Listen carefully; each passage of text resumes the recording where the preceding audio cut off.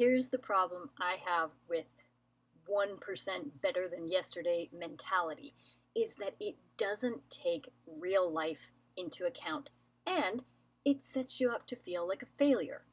You're not a machine. You're a human, I hope. So we all agree change is not linear, right? It's never going to be a straight line increase of a tiny bit better every single day. Have you ever heard that quote? You can't drink, smoke, or FUK your way past the pain, but sometimes you're going to try. I am not endorsing numbing pain with unhealthy coping strategies, but the fact is, you're going to make less than ideal choices sometimes when you're on a personal growth journey. Sure, the overall goal is this upward trend of feeling and acting like an adult with all their shite together, but you won't get there by always trying to be better than yesterday.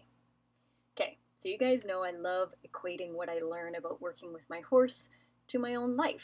And so I was listening to this podcast by Warwick Schiller, love him, and it was with a guest speaker, Karen Rolfe.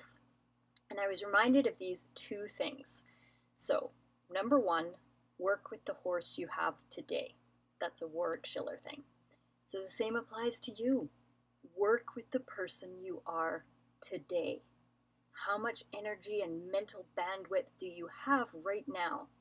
No should-haves and no comparing to yesterday. What's the best you can do today?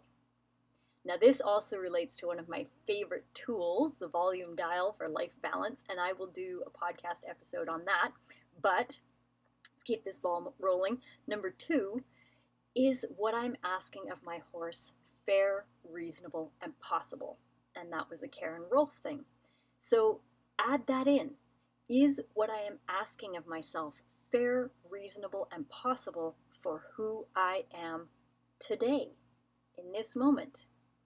So now, if you put those two things into practice, instead of this unattainable idea of doing a perfect 1% better than yesterday climb to self-wonderfulness, do you think you'd be more likely to keep the journey going?